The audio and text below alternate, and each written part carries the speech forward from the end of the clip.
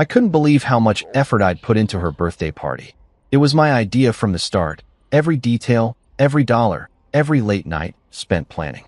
I wanted it to be perfect for her, my wife of 4 years, the woman I'd built my life around. The venue was this gorgeous rooftop place downtown, with a view of the city skyline that made your jaw drop. I'd ordered a 5-tier cake, chocolate and vanilla swirled together, her favorite. There was a champagne tower, too, the kind you see in movies, with glasses stacked so high they sparkled under the twinkling lights I'd paid extra to have strung up. I even had flowers flown in from halfway across the world, orchids, bright and exotic, because she'd once said they were her dream bouquet. It cost me a fortune, but I didn't care. This was her night, and I wanted her to feel like the center of the universe. I stood there in my best suit, watching her laugh and mingle with our 60 guests, friends, family, people we'd known forever. I was proud. Tired, sure, but proud. She looked beautiful in the dress I'd picked out with her months ago, her hair catching the light just right. I thought, this is it. This is what marriage is about, making her happy.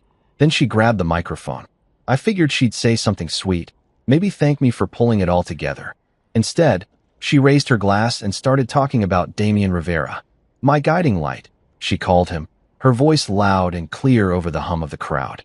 The one who's been there for me through the toughest times. I stood there, frozen, my smile stuck on my face like it didn't know what else to do.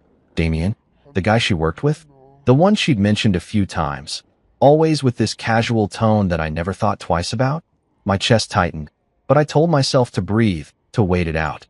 Maybe she'd get to me next. She didn't. Instead, she turned to me with this little smirk, like she was about to pull off some big joke. She handed me a gift bag, small and light, and said, "For you, honey." People chuckled, thinking it was cute. I opened it, expecting maybe a watch or a tie, something normal. But no. Inside was a black t-shirt, designer brand, folded perfectly. I pulled it out, held it up, and there it was in bold white letters, "Divorced." The crowd went quiet for a second, then a few nervous laughs broke through. She grinned like it was the funniest thing in the world, like she'd just won some comedy award.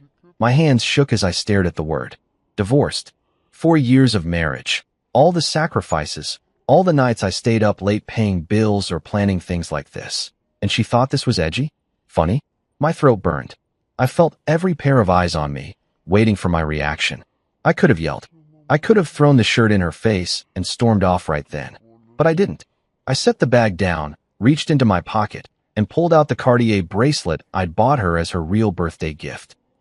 It was gold, sleek, expensive, something I'd saved up for because I knew she'd love it.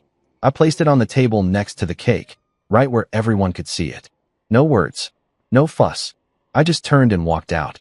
The air hit my face as I stepped outside, sharp and cold, but I didn't stop. I heard the chatter fade behind me, the clink of glasses, the hum of confusion. I kept walking, my shoes clicking against the pavement, my heart pounding so hard I thought it might break my ribs. I didn't know where I was going yet, but I knew one thing for sure. I wasn't going back in there. Not for her. Not for anyone. That t-shirt wasn't just a joke. It was a declaration. And I wasn't about to stand there and take it. The night air slapped me hard as I stepped out of that rooftop party, my tie flapping loose in the wind. I didn't even make it 10 steps before I stopped, my hands clenched into fists. I'd left the bracelet on the table, her birthday gift, the one I'd spent months picking out, the one I'd imagined her wearing with that big smile she used to give me. It was sitting there, abandoned, like some kind of trophy for her little stunt. And that t-shirt, divorced, kept flashing in my mind, those white letters burning holes into my skull. I couldn't leave it like that. I couldn't let her have the last word, not after she'd humiliated me in front of everyone we knew. So I turned around. My legs moved before my brain caught up, carrying me back through the glass doors, past the confused valet guy who'd barely opened his mouth to ask for my ticket. The party noise hit me again. Laughter, clinking glasses, some upbeat songs she'd picked for the playlist. I didn't look at anyone. Not her friends. Not mine. Not the waiters weaving through the crowd with trays of champagne. I marched straight to that table, the one with the cake and the flowers and the bracelet gleaming under the lights. She was still up front, chatting with Damian, her back to me, probably thinking I'd slink off like some wounded dog. I grabbed the bracelet, the cool metal slipping into my palm, and shoved it back into my pocket. No one said a word. A few heads turned, eyes wide, but nobody stopped me. Maybe they were too shocked. Maybe they didn't care. Either way, I was done. I walked out again, this time for good. The valet had my car ready by then. A black sedan I'd bought 2 years ago, one of the few things I'd insisted on keeping when she'd pushed for that overpriced SUV she wanted instead. I slid into the driver's seat, slammed the door, and just sat there for a minute, staring at the dashboard. My phone buzzed in my pocket. I ignored it. The engine hummed to life, and I pulled out onto the street, the city lights blurring past me like they didn't even matter. 5 minutes later, it started. The first call. My phone lit up on the passenger seat, her name glowing on the screen. I didn't pick up. It rang out, went silent, then lit up again, and again. By the time I hit the highway, it was nonstop, buzz after buzz, her name stacking up in missed call notifications. I glanced at it once, just long enough to see the number climb. 10 calls. 20. 50. I kept driving, the road stretching out dark and empty ahead of me. My hands gripped the wheel so tight my knuckles turned white. What did she want? To apologize? To laugh some more? To explain why she thought handing me that t-shirt in front of everyone was okay? I didn't care. Not anymore. The phone kept going, relentless, like she thought she could wear me down if she just tried hard enough. I pulled into my usual parking spot outside our apartment. No, my apartment now, and checked the screen. 157 missed calls. All from her. I turned the phone off, the silence hitting me like a wave. I sat there in the dark, the engine ticking as it cooled, and something clicked inside me. This wasn't just about the party. It wasn't just about walking out. That t-shirt, those calls, her thanking Damien instead of me, it was the end of us. For years of bending over backwards, of putting her first, of thinking if I just tried harder, she'd see me the way I saw her. And for what? To be the punchline of her big night? I grabbed my keys and stepped out, the cold biting at my face again. The apartment building loomed above me, quiet and familiar, but it didn't feel like home anymore. It felt like a shell, like something I'd outgrown without even realizing it. I didn't know what came next, where I'd go, what I'd do, but I knew one thing. I wasn't answering those calls. Not tonight. Not ever. I'd left the party, sure, but I'd left the marriage too. And she could keep calling all she wanted. I was already gone. I woke up the next morning on a lumpy couch in Theo's spare bedroom, the kind of place that smelled faintly of old coffee and dust. My suit jacket was crumpled on the floor, my tie slung over a chair like a dead snake. I'd driven straight to his place last night after leaving the party, my phone still off, those 157 missed calls locked away in the dark. Theo didn't ask many questions when I showed up, just opened the door, handed me a beer, and let me crash. Now, sunlight crept through the blinds, slicing across the bare walls, and I lay there staring at the ceiling, trying to figure out what the hell had happened to my life. Theo shuffled in, his hair a mess, carrying 2 mugs of coffee. He set one on the table next to me, the steam curling up in lazy swirls, and sat down in an armchair that creaked under his weight. "You don't come back from something like that," he said, his voice low and certain, like he'd already thought it through. I didn't answer right away. I just took the coffee, the heat burning my fingers through the mug, and let his words sink in. He was right. I knew it the second she handed me that t-shirt, divorced, like it was some clever little gift. But it wasn't just the shirt. It was everything before it, all the pieces I'd ignored because I loved her, because I thought that's what you do when you're married. I sipped the coffee, bitter and strong, and my mind started replaying it all. The time she'd asked me to move cities for her job, promising it'd be worth it. I'd left a good gig behind, packed up our life, and followed her. Then there were the promotions I'd turned down because they'd mean less time at home, and she didn't like that.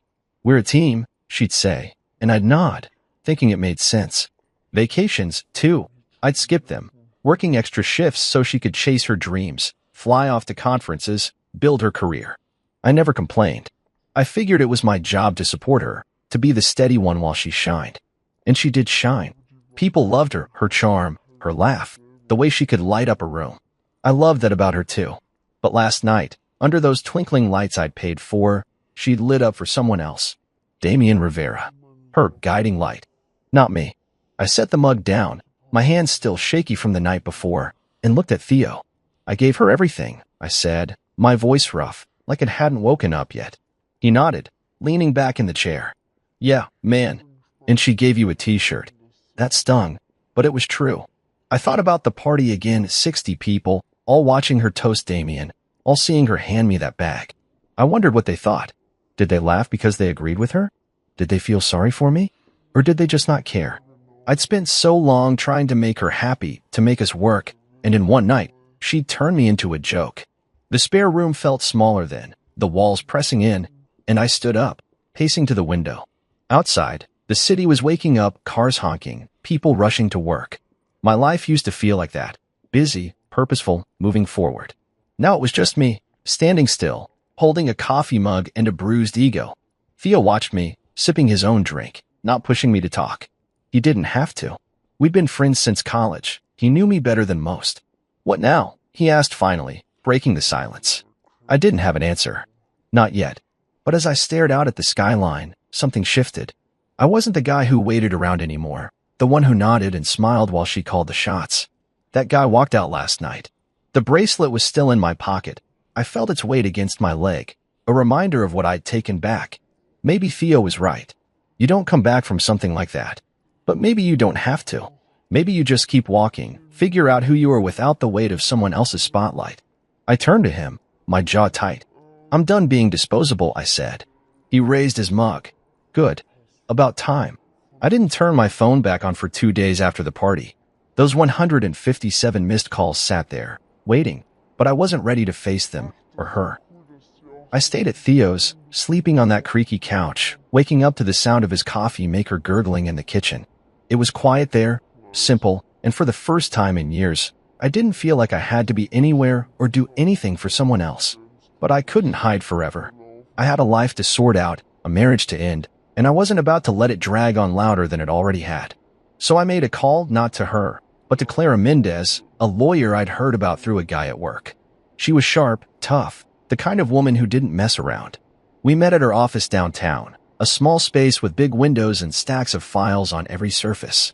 She didn't smile much, just shook my hand and got straight to it. What's your goal here? She asked, pen poised over a notepad. I leaned back in the chair, the bracelet still in my pocket like a stone I couldn't shake. I want out, I said. Clean. Quiet. No drama. She nodded, like she'd heard it 100 times before. Good. I don't do loud divorces. They're a waste of time. I liked her already. I told her about the party, the t-shirt, Damien, everything. She didn't flinch, just scribbled notes and asked questions. How long we'd been married, what we owned, who paid for what. I told her I'd covered most of it, the apartment, the cars, the party itself. Clara raised an eyebrow but didn't comment. By the end of the hour, she had a plan. We'll file quietly, she said. No public mess. You keep what's yours, she keeps what's hers. If she fights, we'll deal with it. I trusted her. She had this edge, like she'd seen too many marriages fall apart to care about the theatrics. For her, it was business. For me, it was survival. I left her office feeling lighter, like I'd handed over a weight I didn't know I was carrying. That night, I moved back into the apartment, our apartment, though it didn't feel like ours anymore. She wasn't there. Probably at her sister's or some friend's place, licking her wounds after I didn't pick up. I didn't care where she was. I just wanted my space back. The next morning, I went to work. I'd taken a day off after the party, but now I was ready to dive in. My job wasn't glamorous project management for a tech firm, but I was good at it. I walked into the office, past the cubicles and the coffee machine, and sat at my desk. My inbox was a mess, but I didn't mind. I started sorting through emails, flagging the urgent ones, setting up meetings. It felt good to focus on something I could control. Around noon, my boss, Gregory, stopped by. He was a big guy, loud voice, always wearing ties that didn't quite match his shirts. You're back, he said, leaning against my desk. Heard you had a rough weekend. I shrugged. Something like that. He didn't push, just tapped the folder he was holding. Got a new client. Tough one. You want it? I looked up at him. Normally, I'd hesitate. Big clients meant long hours, and she'd always hated when I worked late. But she wasn't here now. Yeah, I said. I'll take it. Gregory grinned. That's what I like to hear. The rest of the day flew by. I dug into the project, some startup needing a full system overhaul, and lost myself in the details. Spreadsheets, timelines, budgets. It was messy, complicated, and exactly what I needed. By the time I left the office, the sun was gone, and my head was clear. I stopped answering her texts that week. They'd started after the call stopped, short ones at first, like, "Where are you?" And "We need to talk." Then longer, rambling ones about how she didn't mean it, how it was just a joke. I didn't reply. Clara had the papers ready by Friday, and I signed them in her office, my hand steady on the pen. It wasn't about revenge. It wasn't even about her anymore. It was about me, about taking back the life I'd let slip away. Gregory called me into his office that afternoon. "You're killing it," he said. "Keep this up. We're talking promotion." I nodded, a small smile tugging at my lips. For the first time in years, I felt like I was moving forward, not for her, not for us, but for me. I started running every morning before the sun came up, when the city was still half asleep and the streets were mine. It wasn't something I'd planned. Just woke up one day at Theo's, my head buzzing with everything, and decided I needed to move. I pulled on an old pair of sneakers, a t-shirt, and some shorts I hadn't worn in years, and hit the pavement. The first mile was brutal. My lungs burned. My legs felt like lead, and I thought about turning back. But I didn't. I kept going, one step after another, the cold air biting at my face. By the time I got back to Theo's, sweat was dripping down my neck, and my chest heaved like I'd just fought a war. It hurt, but it felt good, like I was shaking off pieces of the man I used to be. I'd spent so long sitting still, waiting for her to notice me, to need me, that I'd forgotten what it felt like to push myself. After that, it became a routine. Up at 5, out the door by 5:15, running through the dark until the sky turned gray. Mile after mile, I shed the weight of it all, the party, the t-shirt, the years of saying yes when I should have said no. I moved out of Theo's that week, back into the apartment full-time. She still wasn't there, and I didn't ask where she'd gone. Clara had served her the divorce papers by then, so maybe she was hiding out, figuring out her next move. I didn't care. I started changing things, threw out the throw pillows she'd picked, the ones I'd always hated, and replaced them with a plain gray blanket. I rearranged the furniture, turned the living room into something that felt like mine. It wasn't just about the space, though. It was about me. I set up a corner by the window with a small desk, a lamp, and a stack of notebooks. I started writing things down, ideas, plans, stuff I'd always wanted to do but never had the time or guts for. Vision boards came next, pinned up on the wall with pictures of places I wanted to see, projects I wanted to tackle. I wasn't just rebuilding a room. I was rebuilding myself. Work got intense, but I loved it. The client Gregory gave me was a nightmare, demanding, picky, always changing their mind, but I handled it. Late nights at the office turned into early mornings running, then back to the desk with coffee in hand. I was tired, sure, but it was the good kind of tired, the kind that comes from doing something for yourself. One day, I got a call from Sasha, a kid I'd met at a networking event a year back. He was young, maybe 25, with big ideas and no clue how to make them happen. "I've got this startup," he said, his voice fast and excited. "Me and my buddy Omar. We need help." I met them at a diner downtown, the kind with sticky tables and waitresses who call you Han.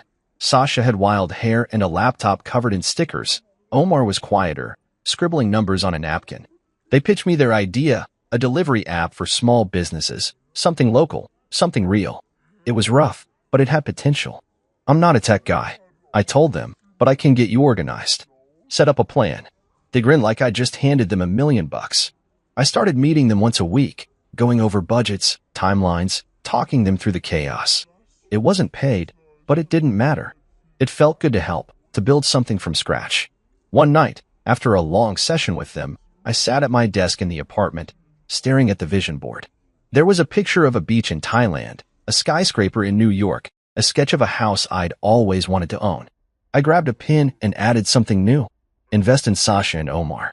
It wasn't just about money. I wanted it on their dream, wanted to see it grow. The runs kept me sane. Every morning, I'd push a little harder, go a little farther. My body changed. My shoulders got broader, my legs stronger, but it was more than that. I stopped feeling like the guy who'd stood there holding that divorced t-shirt. I stopped waiting for her to call, to apologize, to make it right. She didn't matter anymore. The apartment wasn't a war room yet, but it was getting there: plans, ideas, a life I was making for him. I'd taken back the bracelet that night, but now I was taking back everything else. And it felt damn good. I was sitting in my office one afternoon, the sun slanting through the blinds, when my phone buzzed with a text from an old friend, Mark. He wasn't close to her, not really, but he ran in the same circles, so I figured he'd heard something. You okay, man? It read. Heard she's not doing so hot. I didn't reply right away. I leaned back in my chair, the hum of the office around me, phones ringing, keyboards clacking, and thought about it. Not doing so hot? Good. I didn't wish her harm, but I wasn't about to cry over her either. I've been pouring everything into my own life lately. Work, running, Sasha and Omar's startup, and I felt stronger than I had in years.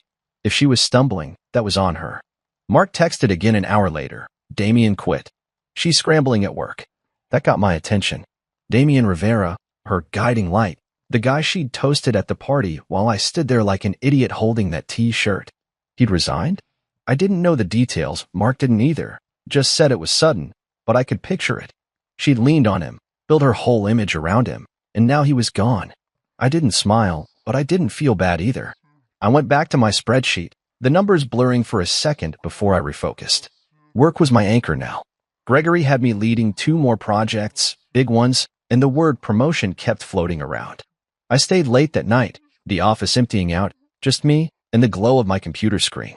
I liked the quiet. It gave me room to think. The next day, another friend, Lisa, called. She was closer to her, one of those mutual connections I hadn't cut off yet. She tried a podcast, Lisa said, her voice hesitant, like she wasn't sure I'd want to hear it. It tanked. 1 episode, and people hated it. I was driving home, the phone on speaker, the city lights streaking past. Huh, I said, keeping it short. Lisa kept going. She's posting online again too, trying to get her followers back, but it's not working. People keep bringing up the party. I gripped the wheel a little tighter. The party. That damn T-shirt. I didn't say much, just let Lisa talk until she trailed off. Thanks for the update, I said, and hung up. I didn't need to hear more. She was falling apart, piece by piece, and I wasn't surprised. She'd always been good at shining when things were easy, when someone else, me, Damien, whoever, was holding her up. Now the props were gone, and she didn't know how to stand. Meanwhile, my life was taking off. Gregory called me into his office a week later, slapped a folder on his desk, and said, "You're speaking at a seminar next month. Local business thing. They asked for you." I blinked. Me.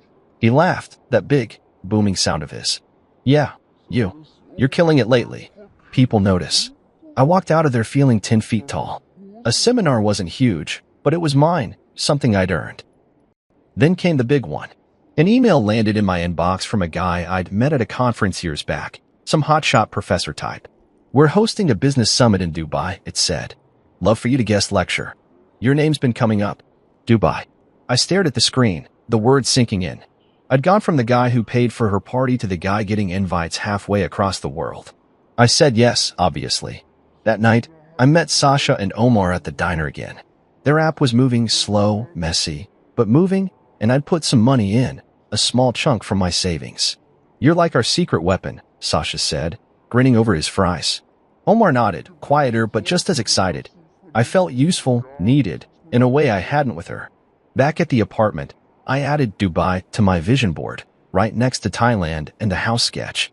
The runs kept me steady, every morning, pounding the pavement, my breath fogging in the cool air. I was up to 6 miles now, my body leaner, my mind sharper. She was fading, her job, her podcast, her online clout, and I was rising.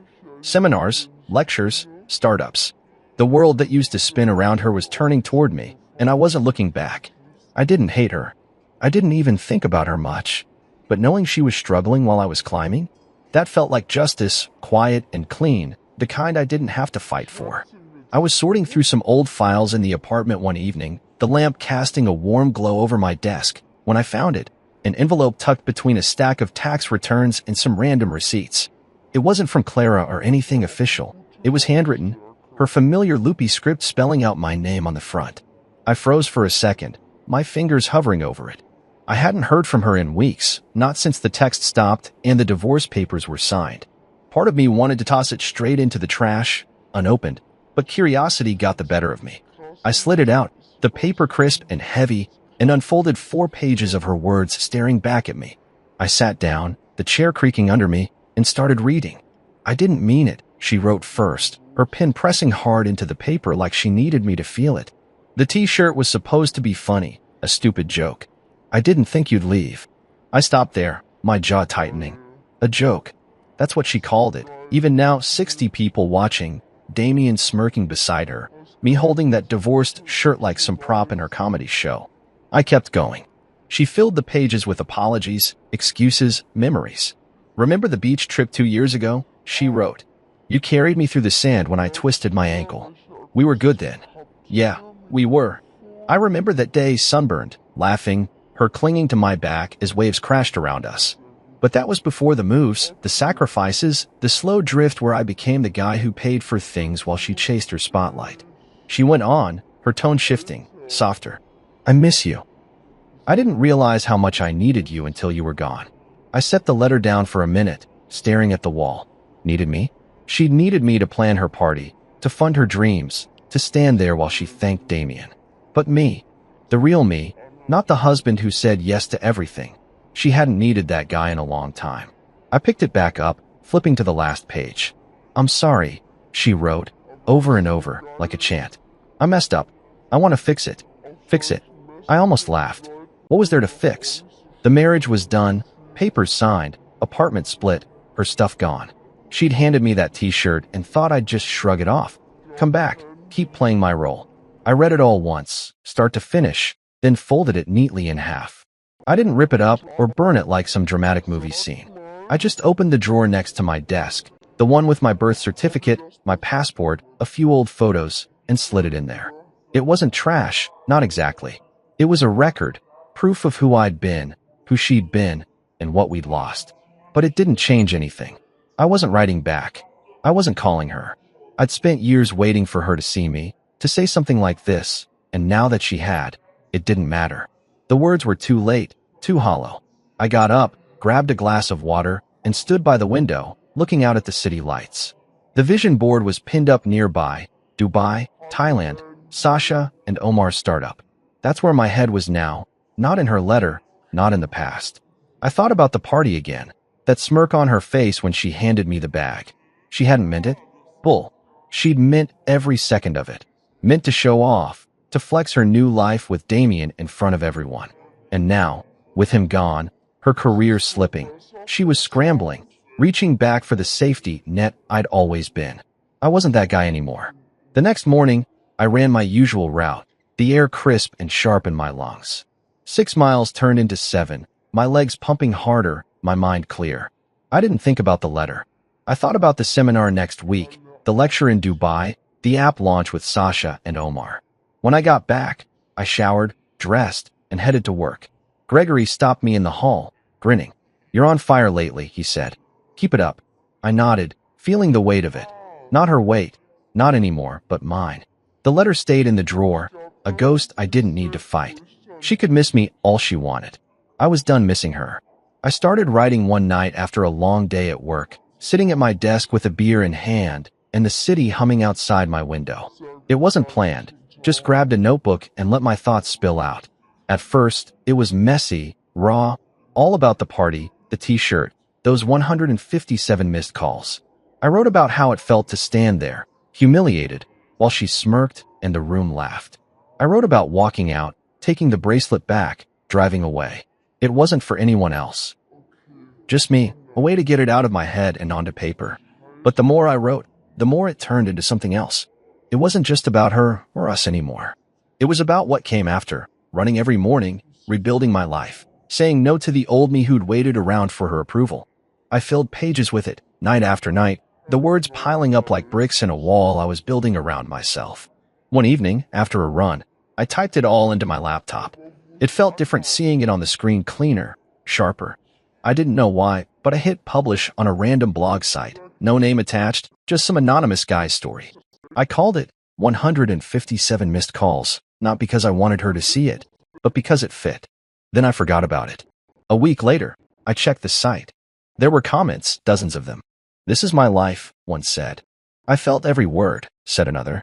People I didn't know, from places I'd never been, were reading it, connecting to it.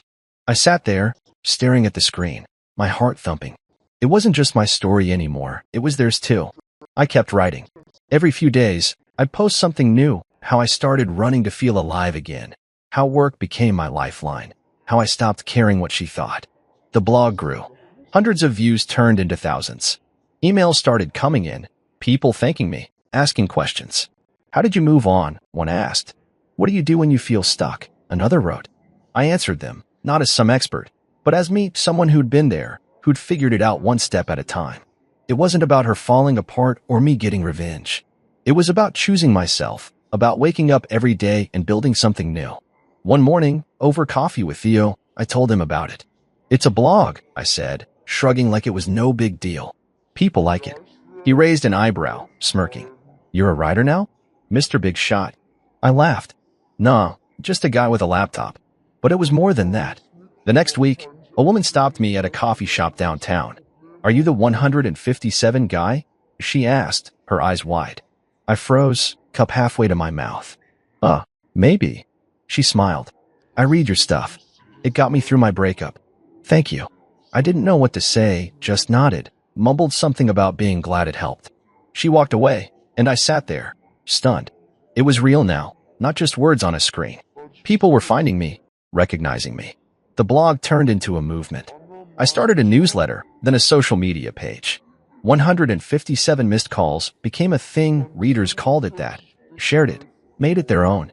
Companies reached out, asking me to speak, to write for them. I said yes to a few small gigs at first, like a local workshop where I talked about rebuilding after betrayal. 50 people showed up, hanging on my words, clapping when I finished. Then bigger ones came: panels, podcasts, a guest post for a magazine. I wasn't anonymous anymore. I put my name on it, owned it. Sasha and Omar got in on it too. You should brand this, Sasha said one night at the diner, his laptop open to the app's latest numbers. T-shirts, man. Not divorced, but something better. I laughed, but he was serious. We tossed ideas around, and I liked it, not for money, but for meaning. Rebuilt, I said finally. That's the word. They nodded, and a week later, I had a prototype, a black shirt, simple white letters, rebuilt.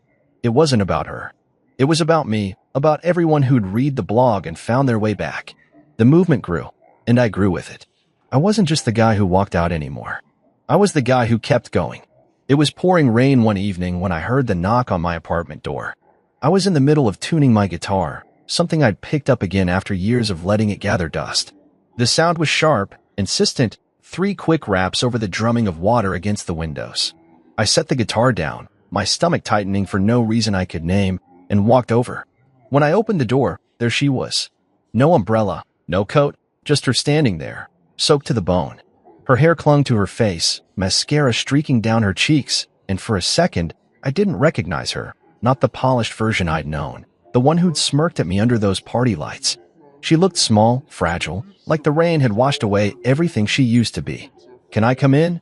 She asked, her voice barely above a whisper. I didn't say anything at first, just stepped aside and let her walk past me. She dripped onto the floor, leaving little puddles by the couch, but I didn't care about that. I shut the door and turned to face her, arms crossed, waiting. She didn't sit, just stood there, hugging herself like she was cold. I miss you, she said finally, her eyes locked on mine. We were good. I didn't move, didn't blink. The words hung there, heavy and wet, but they didn't hit me like they might have once. No, I said, my voice steady. I was good. You were lucky. She flinched, like I'd slapped her, and then the tears came quiet at first, then louder, her shoulders shaking. I messed up, she said between sobs. I know that. The party, Damien, all of it. I was stupid. I didn't mean to lose you. I watched her, this woman I'd loved for years, crying in my living room, and I waited to feel something: anger, pity, anything. But it didn't come. I'd already felt it all, the hurt, the betrayal, the slow burn of realizing I'd been invisible to her. I'd worn us months ago, mile by mile on those morning runs, page by page in my blog. She kept going, words tumbling out. I thought I could do it without you. The job, the podcast, everything, it's gone now. Damien left, and I'm drowning, and I need you. There it was again, need. She needed me now, when her world was falling apart, when the spotlight she'd chased had flickered out. I stepped closer, not to comfort her, but to make sure she heard me. You didn't need me when you handed me that T-shirt, I said. You didn't need me when you thanked him instead of me. You don't get to need me now. Her face crumpled, and she sank onto the couch, hands covering her eyes. I didn't sit. I stood there, looking down at her, and saw it all: the party, the calls, the letter she'd sent. This was her last play, her final shot at pulling me back. But I wasn't that guy anymore. "I'm sorry," she whispered, over and over, like it could change something. I didn't say anything else. What was there to say? She'd made her choice that night, and I'd made mine when I walked out. The rain kept pounding outside, a steady roar that filled the silence between us. After a while, she stood up, wiping her face with her sleeve. "I'll go," she said, her voice small. I nodded, opened the door, and watched her step back into the storm. She didn't look back, just disappeared into the dark, the rain swallowing her up. I shut the door, locked it, and stood there for a minute, listening to the quiet. It was over, really over. Not the divorce, not the papers, but the part of me that still wondered if she'd come around. She had, and it didn't matter. Later that night, I called Theo. "You free?" I asked. He was, so I grabbed my guitar and headed to his place. The rain had slowed to a drizzle by then, the streets slick and shiny under the streetlights. We ended up on his rooftop, the city sprawling out below us, damp air cool against my skin. I played a few chords, he tapped a beat on the railing, and we didn't talk about her. We didn't need to. The music filled the space, rough and simple, and for the first time in a long time, I felt peace, not the loud kind, but the quiet, steady kind that settles in your bones. She was gone, and I was still here. I stood backstage in Milan, the hum of the crowd seeping through the heavy curtain, my hands steady but my heart thumping just a little faster than usual. It was a year to the day since that night, the party, the t-shirt, the moment I walked out and took my life back. Now I was here, in a sleek conference center halfway across the world, about to give a keynote speech to a packed auditorium. Rebuilding after betrayal, they'd called it, and my name was on the program in bold letters. I adjusted my tie, smoothed my jacket, and took a deep breath. The stage manager gave me a nod, and I stepped out into the lights. The applause hit me like a wave, hundreds of faces looking up, waiting. I walked to the mic, the click of my shoes loud in my ears, and for a second, I saw it all again, the rooftop venue, her smirk, that divorced shirt in my hands. Then I smiled. I once paid for a birthday party where I received a t-shirt labeled "Divorced." I started, my voice clear and strong. The crowd laughed, a soft ripple, but I didn't pause. 5 minutes later, I took back the gift I gave her, and my entire life with it. They went quiet then, leaning in, and I kept going. I told them about the 157 missed calls, how I'd left that night and didn't look back. I talked about the runs at dawn, the late nights at work, the blog that turned into a movement. I didn't mention her name, didn't need to. This wasn't about her anymore. It was about me, about the people in that room who'd been broken and built themselves back up. I told them how I'd signed the divorce papers with Clara, how I'd poured myself into Sasha and Omar's startup, how I'd stood on Theo's rooftop playing guitar in the rain. "Betrayal doesn't end you," I said, looking out at them. "It's a door. You decide if you walk through it." The words flowed, easy and true, and when I finished, the applause roared, loud, long, thundering through the hall. I stepped back, my chest tight but not with pain, with something else, pride, maybe, or just the weight of knowing I'd made it. Backstage, people swarmed me, organizers, attendees, a guy with a podcast mic asking for a quick interview. I said yes to him, to a few others, shaking hands, smiling, feeling the energy of it all. Later, I sat in my hotel room, the Milan skyline glittering outside, and pulled out my phone. I scrolled through the blog's comments, new ones from that day, people who'd been in the audience. "You changed my life," one wrote. "I'm walking through that door," said another. I set the phone down and leaned back, the quiet settling in. A year ago, I'd been the guy who paid for everything, the cake, the flowers, her dreams, only to walk away with nothing but a t-shirt and a bruised ego. Now I was here, speaking in Milan, with Dubai behind me and more invites piling up. Sasha and Omar's app had launched last month, and I'd worn the rebuilt shirt at their party, grinning as they toasted me. Theo had texted me that morning. "1 year? Man, you're a legend." I didn't feel like a legend. I felt like me stronger, sure, but still the guy who liked coffee too bitter and runs too long. The bracelet was still in my desk drawer back home, next to her letter, but I hadn't looked at it in months. It didn't matter anymore. She didn't matter. I'd heard through Lisa she'd moved somewhere new, started over, but I didn't ask for details. That chapter was closed. I got up, poured a glass of water, and stood by the window, the city sprawling out below me. The horizon stretched wide, endless, and I thought about what came next, more speeches, maybe a book, helping Sasha and Omar grow their business. The blog was a brand now. 157 missed calls, a rallying cry for people like me who'd turned pain into power. I'd answered one call that night, the one I made to myself when I walked away. It wasn't about revenge, never had been. It was about reinvention, about choosing to keep going when the world expects you to fall. The crowd's applause still echoed in my head, not for her, not for us, but for me. I raised my glass to the skyline, a silent toast to the man I'd become, and knew I'd never stop walking forward.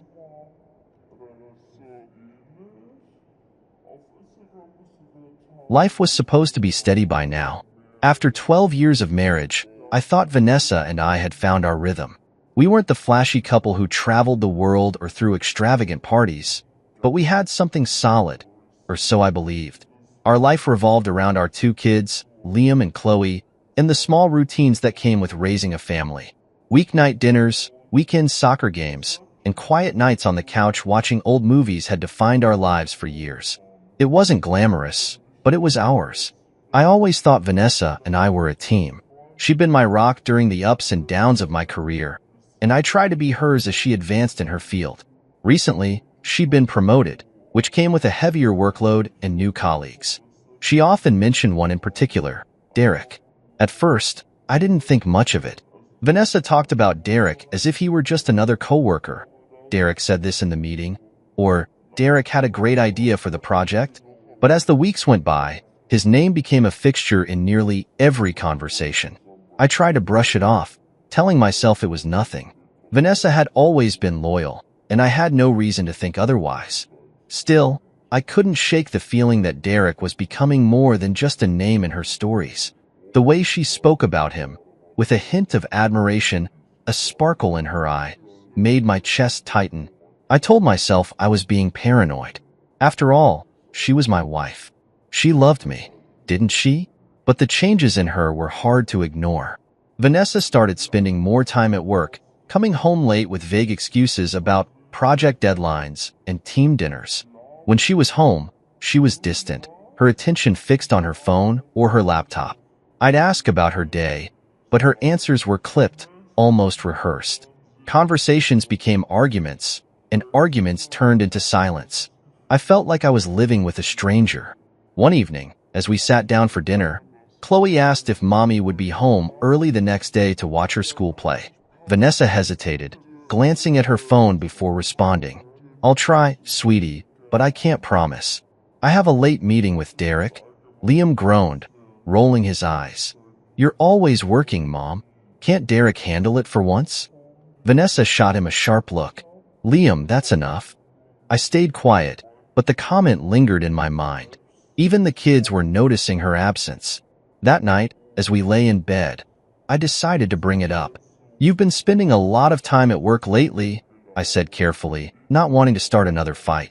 Vanessa sighed, not looking up from her phone. "It's just a busy time, Daniel. You know how it is." "Yeah, I do," I replied, my voice firmer now. "But it feels like you're prioritizing work over us, over the kids." She finally looked at me, her expression tired and irritated. "What do you want me to do, Daniel? Quit my job? Derek and I are leading a major project. I can't just walk away." I swallowed the lump in my throat, deciding not to push further. But the tension between us was palpable, and I couldn't shake the feeling that our family was beginning to fracture. As the days turned into weeks, the cracks in our marriage widened. Vanessa became more irritable, snapping at me over the smallest things. I'd ask about her day, and she'd roll her eyes, muttering, "Do we have to do this every night?" She seemed to avoid being home as much as possible, and when she was, it felt like her mind was elsewhere. I found myself retreating emotionally, unsure of how to reach her. The love and laughter that had once defined our relationship were replaced by arguments and silence. I began to dread coming home, knowing that our conversations would either end in a fight or a cold, dismissive shrug. I tried to focus on the kids, making sure they felt supported and loved despite the growing tension between their parents. Liam and Chloe deserved stability, even if Vanessa and I were struggling to provide it. But every time I saw the confusion in their eyes or heard them ask why Mommy wasn't home, my heart broke a little more. One evening, as Vanessa worked late in her home office, I stood in the doorway and watched her for a moment. She didn't notice me, too engrossed in whatever was on her laptop. I wanted to tell her how I felt, to ask her why she seemed so distant, but the words caught in my throat. I didn't know if I could handle her brushing me off again. Instead, I turned and walked away, retreating to the couch where I spent most nights alone. As I stared at the blank TV screen, I couldn't help but wonder if our marriage had reached a point of no return. The family I had worked so hard to build was slipping through my fingers, and I felt powerless to stop it. The distance between Vanessa and me grew wider with each passing day. It wasn't just her late nights or the constant talk about Derek anymore. It was her entire demeanor. She seemed more dismissive, almost annoyed by my presence. The warmth and familiarity that had once defined our relationship felt like a distant memory. One evening, as I cleared the dinner table, Vanessa leaned against the counter scrolling through her phone. I couldn't help but notice her laughing softly at something on the screen. "What's so funny?" I asked, trying to sound casual. "Oh, just something Derek sent," she replied without looking up. "He's hilarious." Her words hung in the air, sharp and cutting in a way she didn't seem to notice. I forced a smile and turned back to the dishes, but inside, something cracked. It wasn't jealousy, not exactly. It was the realization that someone else was occupying the space in her life where I used to be. As the weeks went on, Derek's name became a fixture in our home. Every conversation seemed to circle back to him. "Derek thinks this," or "Derek said that." It was as if he had become a constant presence, even when he wasn't there. I tried to tell myself it was just a work thing, that their connection was purely professional, but my gut told me otherwise. The first real blow came at a work event Vanessa insisted I attend with her. I wasn't thrilled about the idea.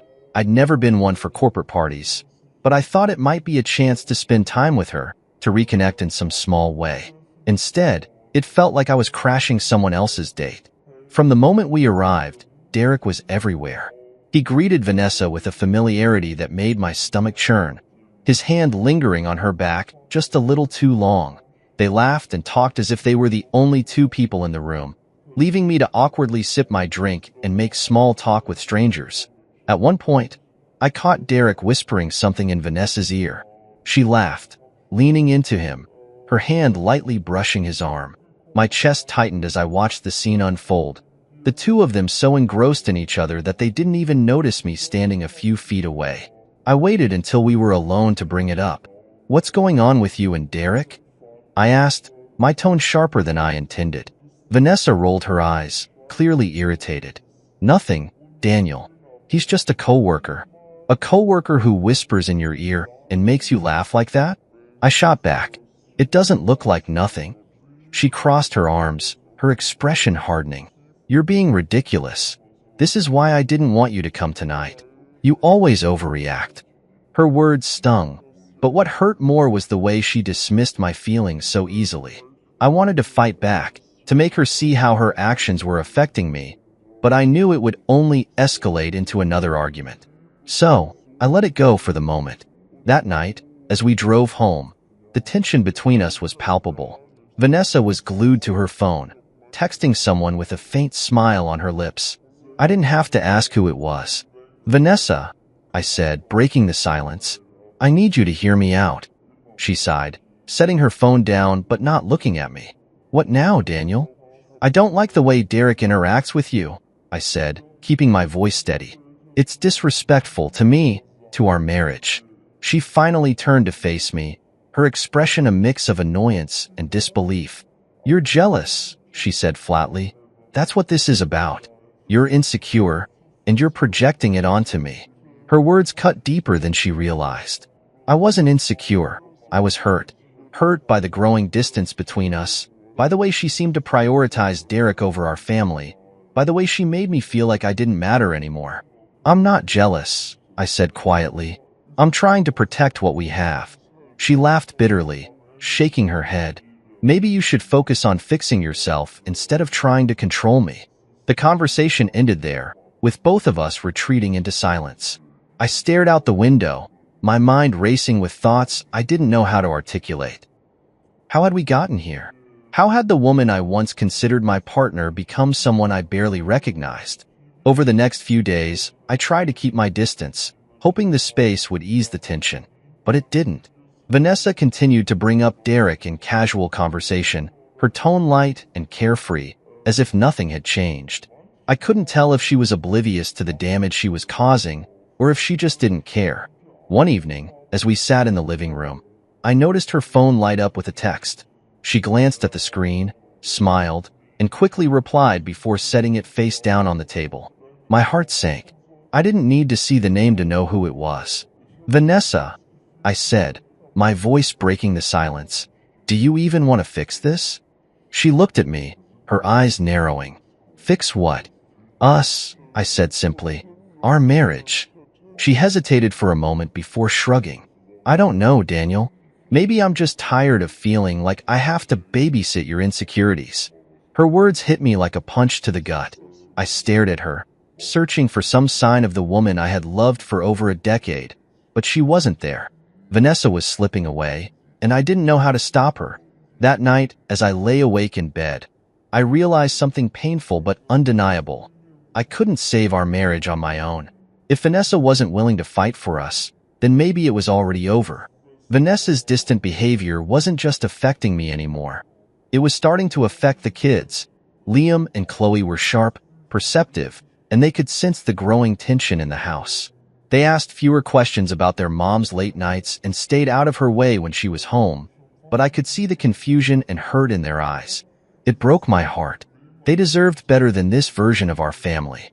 And then there was Derek. He wasn't just a name in conversations or a shadowy figure in Vanessa's stories anymore.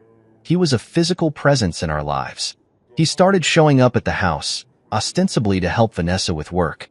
At first, I tolerated it, reasoning that maybe he was just a coworker trying to assist her with her busy schedule. But it didn't take long for his visits to cross the line. Derek was loud, arrogant, and far too comfortable in my home. He would saunter in, cracking jokes as if he were the head of the household, and Vanessa would laugh at his every word. It was like I was invisible. Even worse, he started engaging with Liam and Chloe in a way that felt performative, like he was trying to ingratiate himself into their lives. Chloe, ever the polite one, would smile and nod, but Liam wasn't as easily charmed. He would glare at Derek, his lips pressed into a thin line, and retreat to his room whenever Derek showed up. One evening, as I sat at the kitchen table helping Chloe with her homework, Derek arrived unannounced. He walked in with a box of takeout, grinning as if he owned the place. "Thought I'd bring dinner for everyone," he announced, setting the box down on the counter. I looked up, my jaw tightening. "We've already eaten," I said flatly. Vanessa breezed into the room, brushing past me to grab plates from the cabinet. "Well, I haven't," she said, her tone dismissive. "Thanks, Derek. You didn't have to do that." "Anything for you," Derek replied, winking at her. My grip on the pencil in my hand tightened, but I forced myself to stay calm. Chloe glanced between the three of us, her small face clouded with confusion. "I'll finish this in my room, Dad," she whispered before slipping away. Later that evening, Derek lingered in the living room long after I thought he should have left. Liam came downstairs for a glass of water and froze in the doorway, watching as Derek leaned back on the couch, his arm draped casually over the backrest near Vanessa. The sight of it made my blood boil. "Derek," I said, standing up and walking into the room. "It's getting late. Don't you have somewhere else to be?" Derek smirked, not bothering to move. "Relax, Daniel. We're just going over some work stuff. I think you've done enough work for one night," I said, my voice firm. "It's time to go." Vanessa rolled her eyes, setting her laptop aside. "Daniel, stop being so dramatic. He's just helping me with the presentation for tomorrow. Then he can help you from his own home," I snapped. "This isn't a co-working space." Derek finally stood, but not before leaning in close and saying something to Vanessa that I couldn't hear. She laughed softly, brushing her hair behind her ear. My fists clenched at my sides, but I held my ground as he made his way to the door. Just as he reached the threshold, Derek turned back, a smug grin on his face. "Good night, Vanessa. Always a pleasure. Oh, and Daniel, lighten up, will you?" And then, he did something I couldn't believe. He stepped back into the room, slapped me hard across the face, and said, "You're not the man of the house anymore." "That's my job." The room went silent. Liam, who had been watching from the staircase, gasped audibly. Chloe peeked out from the hallway, her eyes wide with fear. Vanessa stood frozen, her expression unreadable. My face burned, not just from the slap, but from the humiliation. This man had disrespected me in my own home, in front of my family, and Vanessa said nothing. I stared at Derek, my vision blurring with rage. Every insult, every condescending remark, every smirk flashed through my mind. He had crossed a line, and I wasn't going to stand for it. "Get out," I said, my voice low and dangerous. He smirked again. "Or what? You'll call the cops?" "Go ahead, tough guy." That was it. I didn't think, I just acted. Grabbing him by the collar, I slammed him against the wall. Years of pent-up anger and humiliation came rushing out as I held him there, my face inches from his. "You don't get to come into my house and disrespect me," I growled. "Not ever." Vanessa gasped, rushing forward. "Daniel, stop." But I didn't stop. Not yet. Derek had brought this on himself, and I wasn't about to let him walk away without understanding the consequences of his actions. Time seemed to slow as I held Derek against the wall, his arrogant smirk finally replaced with a flash of panic. My fingers gripped his collar tightly, and I could feel his chest rising and falling under the pressure of my hold. Every ounce of frustration, humiliation, and anger that had built up over the past few months surged through me in that moment. "You've disrespected me for the last time," I growled, my voice low and dangerous. "In my house? In front of my kids? Not anymore." Derek's hands came up defensively, but I tightened my grip, refusing to back down. "Relax, man," he choked out, his tone no longer dripping with confidence. "It was just a joke." "A joke?" I barked, slamming him harder against the wall. "You think slapping me in front of my family is a joke? You think walking into my home like you own the place is funny? Let me show you how I deal with jokes." Vanessa stood a few feet away, frozen in place. "Daniel, stop," she screamed, her voice shrill with panic. "You're overreacting." Her words only fueled my anger. Overreacting? I had stood by for months as she let this man invade our lives, humiliate me, and disrespect our marriage. And now she was defending him? I turned my head slightly to look at her, my grip on Derek never loosening. "You think this is overreacting?" I said, my voice trembling with fury. "You've been letting this man walk all over me, over us, and I'm the one overreacting?" Liam and Chloe stood at the base of the staircase, their eyes wide with fear. My heart broke seeing them like that, but I knew I had to finish this. Derek needed to learn that actions had consequences, and I needed to show my kids that I wouldn't let anyone, not even their mother's so-called coworker, disrespect me. Derek squirmed, trying to break free, but I shoved him back again, my face inches from his. "You want to play alpha in my house? Let's see how well you handle it." He finally managed to mutter, Okay, I get it. Let me go." I released him abruptly, and he stumbled forward, coughing and clutching his collar.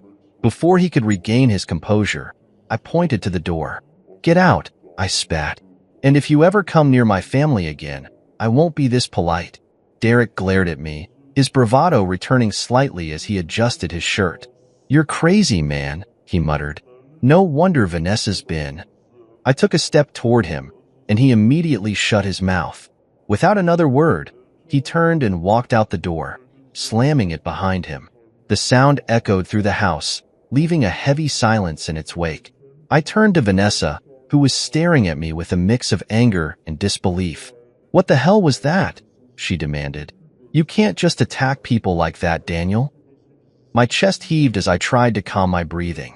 "Attack people?" I said, my voice still trembling with rage. "He slapped me, Vanessa. In front of you. In front of our kids. And you just stood there." "He was joking," she shot back, her arms crossed defensively. "You took it way too far." "Too far?" I repeated, shaking my head in disbelief. "Vanessa, he has been disrespecting me, disrespecting our marriage, for months. And you let him. You encouraged it." Her face softened for a moment, but then she quickly hardened her expression. You've been paranoid since the beginning. This is on you, not me. I stared at her, my heart sinking. This wasn't just about Derek anymore. This was about us. About a marriage that had been eroding for months, piece by piece. If you can't see what's wrong with what just happened, I said quietly, then I don't think there's anything left to save. Vanessa opened her mouth to respond, but I held up a hand. Don't, I said firmly. I've had enough. I can't do this anymore. Without waiting for her response, I turned and walked upstairs to check on Liam and Chloe. They were in Chloe's room, huddled together on her bed. Liam looked up as I entered, his eyes filled with questions he didn't know how to ask. Are you okay? I asked gently, sitting down beside them. Liam nodded slowly. Is Derek gone? Yes, I said firmly. He's not coming back. Chloe leaned against me, her small frame trembling. Daddy, are you and Mommy okay? She whispered. I swallowed hard, struggling to find the right words. Things are complicated right now, I said honestly. But I promise you, no matter what happens, I'll always be here for you. Both of you. They nodded, and I stayed with them until they fell asleep, their breathing steady and calm. As I watched them, a sense of clarity washed over me. I couldn't let them grow up in a home filled with tension and disrespect. They deserved better. And so did I. When I finally went back downstairs, Vanessa was waiting for me. We need to talk, she said, her tone softer now. No, we don't, I replied, my voice resolute. We're past talking, Vanessa. You made your choice, and now I'm making mine. Her eyes widened, but I didn't stay to hear her response. I walked past her, grabbed my keys, and left the house. It was time to take back control of my life. I spent the night driving aimlessly, the silence of the car the only thing keeping me grounded. My mind was a storm, replaying every moment of the evening. Derek's smirk, his audacity, and the look on Vanessa's face when she defended him over me. The betrayal was raw, an open wound that refused to stop bleeding. I pulled into a motel parking lot as the first rays of dawn painted the sky. Exhausted but too restless to sleep, I checked in and collapsed onto the stiff mattress. For hours, I stared at the ceiling, my thoughts a jumble of anger, sadness, and a creeping realization. I couldn't keep living like this. Vanessa had made her choice, and now it was time for me to make mine. The next morning, I called a lawyer. The decision felt heavy, like admitting defeat, but I knew it was the right one. I explained the situation as calmly as I could, detailing the months of tension, Derek's intrusion into our lives, and Vanessa's refusal to see the damage she was causing. My lawyer listened patiently, offering reassurance that I was taking the right steps to protect myself and my children. First things first, she said. We need to secure your finances. If Vanessa has been influenced by this man, there's no telling what she might do next. I nodded, even though she couldn't see me over the phone. I'll handle it. I spent the rest of the day taking back control of my life. I froze our joint accounts, ensuring Vanessa couldn't access my hard-earned savings. I changed the locks on the house, leaving a note on the door explaining that she could contact me through my lawyer if she needed anything. It felt cold, but after everything that had happened, I couldn't afford to be soft. When I returned to the house later that evening, it felt strange walking into what used to be our shared home. The silence was deafening, the emptiness a stark contrast to the chaos that had filled it just 24 hours ago. Liam and Chloe were staying with my sister for the night, a temporary arrangement until I could figure out the next steps. I missed them already, their laughter, their presence, the way they brought life into every corner of the house. As I sat in the quiet living room, Vanessa's absence felt like both a loss and a relief. Part of me mourned the woman she used to be, the partner I thought I could rely on. But another part of me was grateful for the space to breathe, to think clearly without the constant tension hanging over my head. The peace didn't last long. Around 9 p.m., my phone buzzed with a message from Vanessa. We need to talk. You can't just lock me out of the house like this. I stared at the screen, my jaw tightening. Her audacity knew no bounds. After everything she had done, she still believed she had the upper hand. I typed out a short response and hit send. Talk to my lawyer. Seconds later, the phone rang. Her name flashed on the screen, but I let it go to voicemail. I couldn't deal with her manipulation anymore. This wasn't about her feelings or her attempts to justify her actions. It was about protecting myself and my kids. The next morning, I met with my lawyer to officially file for divorce. The words felt foreign as they left my mouth, like I was speaking about someone else's life. But the reality of the situation was undeniable. Vanessa had crossed lines that couldn't be uncrossed, and there was no coming back from that. She'll likely contest custody, my lawyer warned. Are you prepared for that? I nodded. She's free to try, but I'll do whatever it takes to keep my kids safe. She's the one who brought chaos into their lives, not me. Over the next few weeks, I focused on creating stability for Liam and Chloe. I moved their belongings into my sister's spare room, ensuring they had everything they needed to feel at home. I kept my explanations simple, avoiding details that would confuse or upset them. Mom and Dad are taking some time apart, I said gently. But I'm here, and I always will be. They adjusted surprisingly well, their resilience a testament to their strength. Liam started opening up more, asking questions about the future and expressing his relief that Derek was no longer in the picture. Chloe, ever the optimist, focused on the small joys, movie nights with her cousins, bedtime stories from me, and the promise of weekend trips to the park. Vanessa, meanwhile, continued her campaign of deflection and blame. She sent message after message, accusing me of being controlling, paranoid, and unreasonable. Each one went unanswered. I had no interest in engaging with her. My lawyer assured me that my silence was the best course of action, and I trusted her judgment. Then, one evening, Vanessa showed up at the house unannounced. I heard the banging on the door before I saw her through the peephole, her face flushed with anger. "Daniel, open the door," she shouted. "You can't just cut me out like this." I didn't respond. I stood silently behind the door, watching as she pounded on it again. Eventually, she stopped, stepping back with a frustrated sigh. "You think you've won," she muttered, her voice quieter now. "But you'll see. This isn't over." As she walked away, I felt a strange mix of emotions: anger, sadness, and a flicker of hope. Maybe this wasn't over, but I was ready to face whatever came next.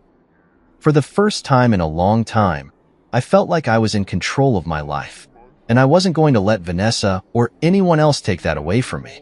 The morning after Vanessa's dramatic attempt to show up at the house, I knew I had to move quickly. I couldn't afford to let her unpredictable behavior interfere with the stability I was working so hard to create for Liam and Chloe. I reached out to my lawyer again to solidify my plans. If Vanessa wanted to contest custody, I was ready to fight for what was best for my kids. Sitting in my lawyer's office, I laid out everything. The toxic influence Derek had on our home, Vanessa's unwillingness to set boundaries, and how their relationship had created a hostile environment for the children. My lawyer listened intently, her pen moving steadily across her notepad. "Daniel," she said, looking up at me, "you have a strong case for full custody, but we need to be strategic. Document everything, every interaction, every message. The more evidence we have, the better." I nodded, feeling a mix of relief and determination. "I'll do whatever it takes," I said firmly. "I just want my kids to have a stable, healthy environment." That same day, I took steps to ensure my financial security was airtight. The accounts were already frozen, but I went a step further, closing joint credit cards, rerouting direct deposits, and ensuring Vanessa had no access to my funds. It wasn't about revenge. It was about protecting myself and my children from any reckless decisions she might make. Vanessa had shown time and again that her priorities were no longer aligned with mine or our families. When I returned home that evening, the house felt strangely quiet. Liam and Chloe were still staying with my sister, and the absence of their laughter and energy left a void that made the space feel hollow. I decided to distract myself by sorting through the clutter that had accumulated over the years. Old photo albums, forgotten toys, and stacks of papers that told the story of a life that now felt so distant. As I sifted through the memories, I came across a photo of Vanessa and me from our early days of marriage.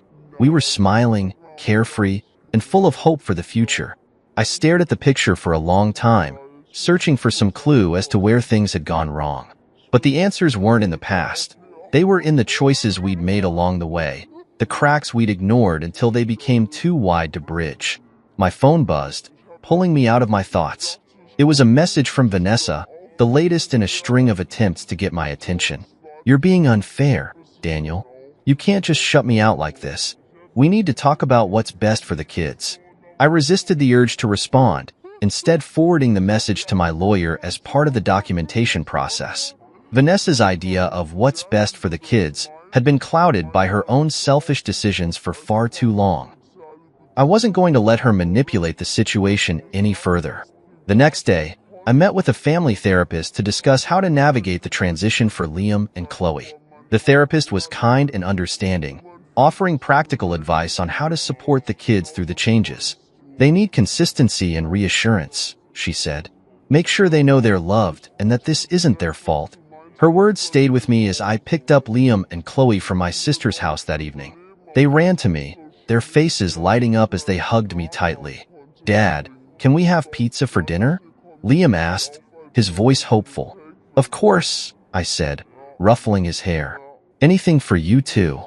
Over dinner, we talked about their day and made plans for the weekend. It felt good to see them smile, to know that despite everything, they were finding moments of happiness. I was determined to give them the stability they deserved, no matter how hard the road ahead might be. Vanessa, meanwhile, continued her attempts to undermine me. She sent messages through mutual friends, painting me as controlling and unreasonable. One evening, a mutual friend called me, trying to mediate. "Daniel, don't you think you're being a little harsh?" they asked. "Vanessa's struggling too. Maybe you should try to work things out for the kids' sake." I took a deep breath, choosing my words carefully. "I appreciate your concern," I said, "but this isn't about being harsh. It's about protecting my kids from a situation that's not healthy. Vanessa made her choices, and now I'm making mine." The friend didn't have much to say after that, and I hung up feeling both drained and resolute. It was exhausting to keep defending my actions, but I knew I was doing the right thing. In the weeks that followed, I focused on creating a sense of normalcy for Liam and Chloe. We established new routines, homework at the kitchen table, movie nights on Fridays, and trips to the park on weekends. Slowly but surely, the house began to feel like a home again. Vanessa's messages grew less frequent, though the few I did receive were laced with bitterness. It was clear she wasn't used to losing control, and she didn't know how to handle it. But I didn't let her anger deter me. My priority was my kids, and I wasn't going to let anything distract me from that. One evening, as I tucked Liam and Chloe into bed, Chloe looked up at me with her big, innocent eyes. "Dad," she said softly, "are we going to be okay?" I smiled, leaning down to kiss her forehead. "We're going to be more than okay," I said. "I promise." And for the first time in a long time, I believed it. The weeks that followed were some of the most transformative of my life. With the legal battles underway and Vanessa largely out of the picture, I turned my focus inward. For the first time in years, I prioritized myself, not just as a father, but as a man who deserved more than the chaos Vanessa had brought into my life. My days started early. I'd wake up before the kids, take a quiet moment to sip my coffee, and plan out the day. Then I'd get them ready for school, packing lunches and making sure Liam had his soccer gear and Chloe had her favorite book for reading time. Dropping them off at school became a ritual, a reminder of why I was fighting so hard to create a stable life. They were my reason for everything. Once the kids were at school, I threw myself into work. The projects I'd been juggling were finally taking shape, and for the first time in months, I felt like I was in control. I expanded my network, reaching out to former colleagues and exploring opportunities one hadn't considered before. Slowly but surely, I rebuilt the professional confidence Vanessa's constant belittling had eroded. But it wasn't just work that changed. I started taking better care of myself physically, too. I joined a local gym and began working out regularly, a decision inspired by both my frustration and a desire to channel my energy into something productive. The physical changes came quickly, but it was the mental clarity that made the biggest difference. With every workout, I felt stronger, not just in my body, but in my resolve. The kids noticed the changes, too. "Dad, you look happier," Chloe said one night as we sat on the couch watching a movie. Her words caught me off guard, and I had to blink back tears. "Thanks, sweetie," I said, pulling her close. "That means a lot." Liam, who had been quieter since everything happened, started opening up more. One night, as I was tucking him in, he asked, "Do you think Mom will come back?" I paused, sitting on the edge of his bed. "Liam, your mom will always be a part of your life, but things are different now," I said gently. "What matters is that you and Chloe are safe and happy, and I'll do everything I can to make sure of that." He nodded, seeming to understand in a way that surprised me. "I like it better here now," he said quietly. "It feels peaceful." His words stayed with me long after he fell asleep. They were a reminder that the choices I was making, however difficult, were the right ones. My kids needed peace, and I was determined to give it to them. As the weeks turned into months, Vanessa's presence in our lives diminished. Her messages became less frequent, and the few times she reached out, it was clear she was struggling. She had underestimated just how much of her life had been tied to mine. Financially, emotionally, and even socially. Without the support system I had built, she was adrift, and it showed. Meanwhile, I began to feel like myself again. Or perhaps a new, stronger version of myself. I reconnected with old friends, people I hadn't seen in years because I'd been too caught up in the whirlwind of my marriage. One of those friends introduced me to Sophia. Sophia was unlike anyone I'd ever met. She was kind and warm, but also fiercely independent and confident. We met for coffee one afternoon, and what was supposed to be a quick chat turned into hours of conversation. She listened without judgment as I talked about the struggles of the past year, and for the first time in a long time, I felt truly heard. "Sounds like you've been through a lot," she said, her eyes thoughtful. "But the fact that you're here, moving forward, says a lot about your strength." Her words hit me harder than I expected. "It hasn't been easy," I admitted, "but I'm trying." "Well," she said with a small smile, "trying is more than most people do." Over the next few weeks, Sophia and I grew closer. She wasn't just a breath of fresh air. She was a reminder that love didn't have to be complicated or painful. She met Liam and Chloe, and they adored her instantly. Chloe would climb into her lap during movie nights, and Liam would excitedly show her his latest soccer moves. Seeing her with my kids felt natural, like she was meant to be a part of our lives. Vanessa, of course, didn't take kindly to hearing about Sophia. One evening, she sent me a long, angry message accusing me of moving on too quickly and replacing her in the kids' lives. I didn't respond. Her bitterness was her burden to carry, not mine. Sophia, for her part, handled the situation with grace. "She's hurting," she said when I told her about the message. "That doesn't excuse what she's done, but it explains why she's lashing out. Just keep focusing on the kids and your future. That's what matters." She was right. My focus was no longer on the past or the mistakes Vanessa had made. My focus was on the life I was building. A life filled with love, stability, and hope. For the first time in a long time, I felt like I was moving forward, leaving the pain and chaos behind. The legal proceedings against Derek began unfolding just as my life started to stabilize. It started with a simple but telling revelation. Derek had been stealing from his company for years, embezzling funds to support his lifestyle of flashy cars, expensive suits, and the lavish dinners he had used to charm people like Vanessa. A part of me wasn't surprised. Men like Derek often hid behind arrogance to cover up their insecurities and lack of integrity. It wasn't hard to connect the dots once the investigation began. The authorities uncovered a trail of financial misconduct that stretched back years. It turned out he had also harassed several colleagues, manipulating them into silence with threats and promises. His confidence wasn't just arrogance. It was the false bravado of a man who had spent years skating on thin ice. What shocked me most, however, was how deeply Vanessa had been tied to it all. While she wasn't directly involved in the embezzlement, her name appeared in enough documents to raise eyebrows. Lavish dinners billed to the company, gifts that had been written off as expenses, and frequent charges from luxury spas and boutiques. All linked to Derek's corporate credit card and benefiting Vanessa. My lawyer kept me informed throughout the process, and I provided everything I could to assist.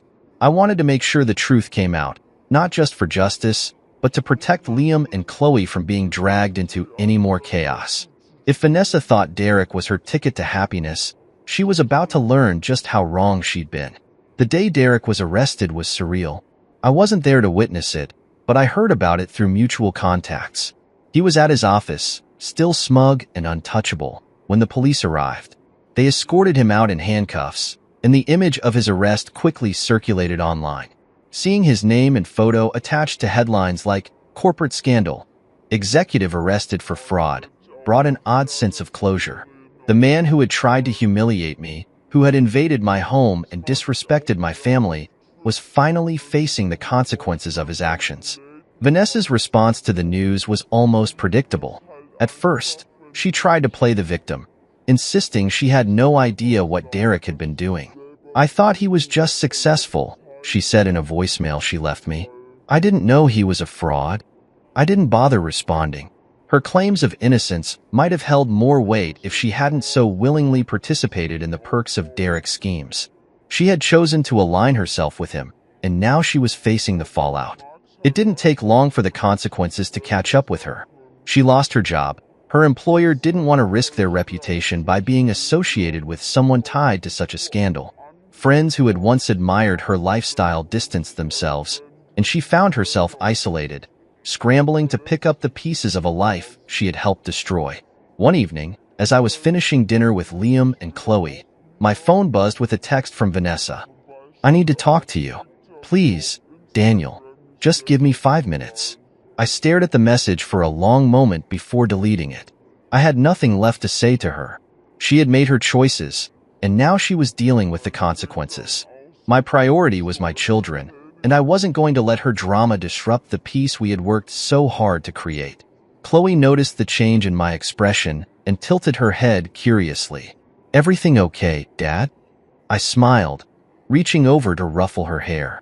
"Everything's just fine, sweetheart." The truth was, everything really was fine. For the first time in years, I felt a sense of control and clarity.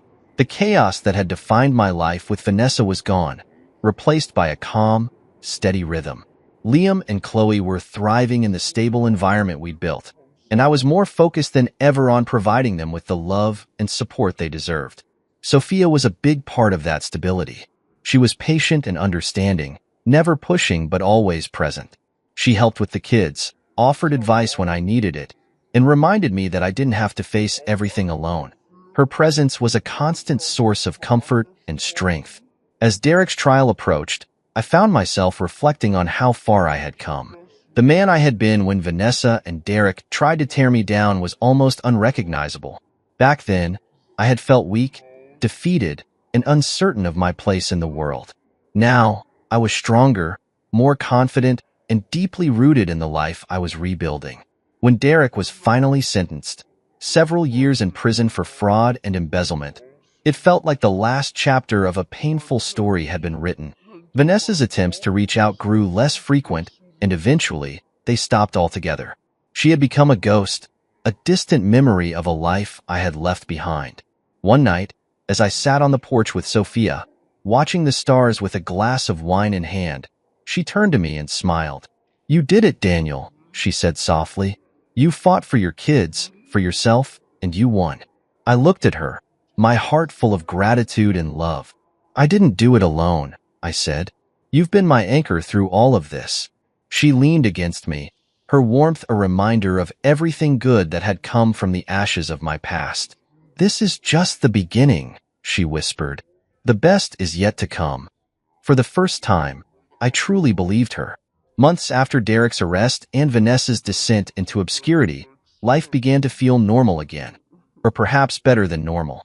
The chaos and betrayal that had once defined my days were now distant memories, replaced by a sense of peace I hadn't felt in years. Liam and Chloe had adjusted beautifully, and our home was filled with laughter and light. One Saturday morning, I sat at the breakfast table with them, sipping coffee while Chloe worked on an art project and Liam doodled in his notebook. It was a quiet, unremarkable moment, but it was exactly what I had been fighting for. A stable, happy environment where my kids could thrive. "Dad," Liam said suddenly, looking up from his notebook, "do you think we'll ever see Mom again?" The question caught me off guard. Vanessa's absence had been a source of relief for me, but I knew the kids still missed her, even after everything. I set my coffee down and met his gaze. I don't know, buddy, I said honestly, but what I do know is that you and Chloe are my top priority. I'll always make sure you're safe and happy. Chloe piped up, her voice cheerful. We're happy now, Dad. Right, Liam? Liam nodded, a small smile tugging at his lips. Yeah, we are. Their words warmed my heart and strengthened my resolve. I had done the right thing by cutting Vanessa out of our lives, even if it hadn't been easy. Sophia continued to be a source of support and love, not just for me but for Liam and Chloe as well. She had become an integral part of our family, and the kids adored her. Chloe would often curl up next to her during movie nights, while Liam loved to show her his soccer moves in the backyard. Watching them bond with her was a joy I hadn't anticipated, and it solidified my belief that we were building something special. One evening, as Sophia and I sat on the couch after the kids had gone to bed, she turned to me with a thoughtful expression. How are you feeling about everything now? She asked. With Vanessa, Derek, the divorce, all of it? I took a deep breath, considering her question. Honestly, I feel free, I said. For so long, I was carrying this weight, trying to fix something that was broken beyond repair, trying to hold on to a version of Vanessa that didn't exist anymore. Letting go was hard, but it was the best thing I could have done for myself and the kids. Sophia smiled, resting her head on my shoulder. I'm proud of you, she said softly. You've come so far. Her words meant more than she knew. It wasn't just about surviving the betrayal. It was about rebuilding my life and creating a better future for myself and my kids. And with Sophia by my side, I felt like anything was possible. One day, while running errands in town, I unexpectedly ran into Vanessa. She was standing outside a small cafe, her face pale and tired, her once confident demeanor replaced by something fragile and uncertain. She spotted me before I could slip away, and her eyes widened. Daniel, she said, stepping toward me. Hi. Vanessa, I replied, my tone neutral. How are you? She hesitated, her hands fidgeting nervously.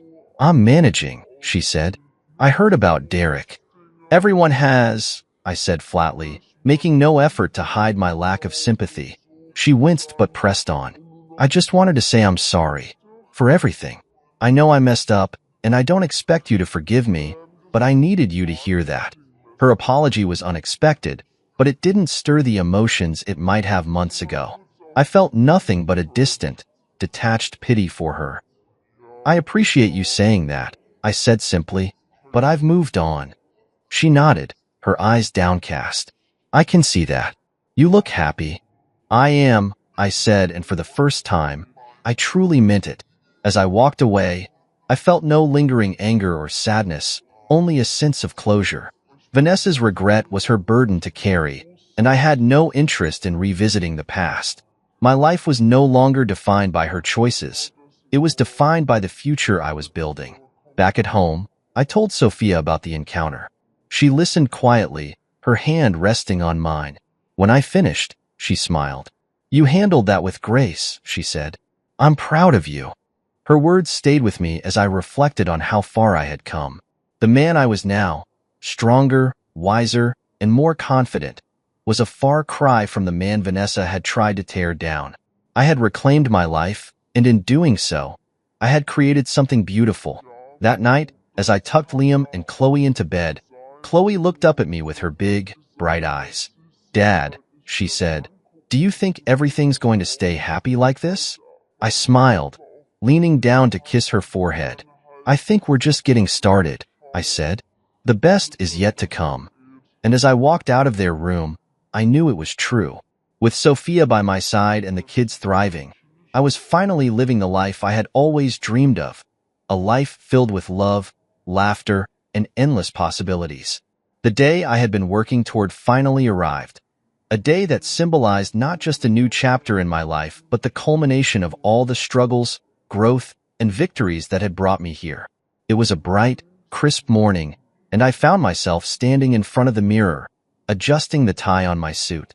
Today wasn't just another day. Today, Sophia and I were getting married. Liam stood beside me, straightening his little bow tie, his reflection mirroring my proud smile. "You nervous, Dad?" he asked, his voice filled with curiosity. "Not at all," I replied, kneeling down to adjust his tie. "I'm ready. I've never been more sure of anything." His grin widened, and he gave me a quick hug. "I'm happy for you, Dad. And for Sophia. She's the best." Hearing that from Liam meant the world to me. Both he and Chloe had embraced Sophia with open arms, and seeing their bond grow over the past months had been one of the greatest joys of my life. Sophia wasn't just someone I loved. She was someone who had brought light and warmth into our family in a way I hadn't thought possible. The ceremony was held in a picturesque garden, surrounded by friends, family, and the people who had supported us through the hardest times. As I stood at the altar, watching Sophia walk down the aisle, my heart swelled with gratitude. She looked breathtaking, her smile radiant as she approached. Chloe walked beside her, tossing flower petals with giddy excitement, while Liam stood proudly as my best man. When Sophia reached me, she took my hands in hers, her eyes shining with emotion. In that moment, everything else faded away. The pain of the past, the struggles we had endured, it all felt like a distant memory. All that mattered was the future we were building together. The vows were simple but heartfelt, each word carrying the weight of our journey. "I promise to stand by you, through every challenge and every triumph," I told her. "You've shown me what true partnership looks like, and I'm so grateful to walk this path with you." Sophia's voice trembled slightly as she responded, her eyes never leaving mine. "You've shown me what strength, resilience, and love truly mean," she said. "With you, I've found my home." When the ceremony ended, and we were pronounced husband and wife, the applause and cheers from our loved ones filled the air. I kissed Sophia, holding her close as Liam and Chloe ran to join us, their laughter ringing out like music. It was a moment I would treasure forever, a moment that symbolized everything I had fought for. The reception was a joyous celebration, filled with laughter, dancing, and heartfelt toasts. My sister Samantha stood up to speak, her voice filled with emotion as she recounted the journey I had been on. "Daniel, you've shown all of us what it means to rise above," she said.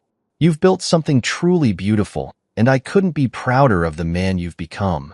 Liam and Chloe gave their own short speeches, their words sweet and genuine. "We love you, Dad," Liam said, glancing at Sophia with a shy smile. "And we love Sophia too. Thanks for making us a family." Tears pricked my eyes as I hugged them both, my heart full of gratitude for the life we were creating. As the evening wore on, I took a quiet moment to step outside and look up at the stars. The garden was illuminated by soft string lights, and the distant sound of music and laughter drifted through the air. Sophia found me there, slipping her hand into mine. "Everything okay?" she asked, her voice soft. "More than okay," I replied, pulling her close. "I was just thinking about how far we've come. It feels surreal." She smiled, resting her head on my shoulder. "You deserve this, Daniel. Every bit of it. You've worked so hard to build this life, and now it's yours." I kissed her forehead, feeling a profound sense of peace. "Ours," I corrected. "We built this together." As the night came to an end, and we said our goodbyes to friends and family, I felt a sense of closure that I hadn't realized I still needed. The journey to this moment hadn't been easy, but it had been worth it. The betrayal, the heartbreak, the struggles, they had all led me here, to a life filled with love, trust, and endless possibilities.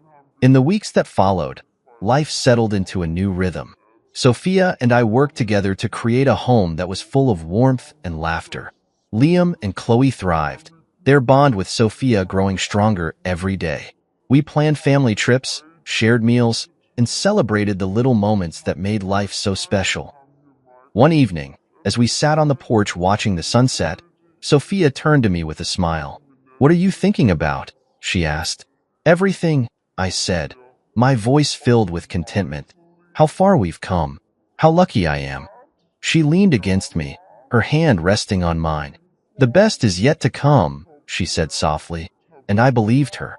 For the first time in years, I felt truly at peace. My life, once defined by chaos and betrayal, had become a testament to resilience, love, and the power of starting over. With Sophia by my side and my kids thriving, I knew the future was bright. This was the life I had fought for, and it was more than I ever could have imagined.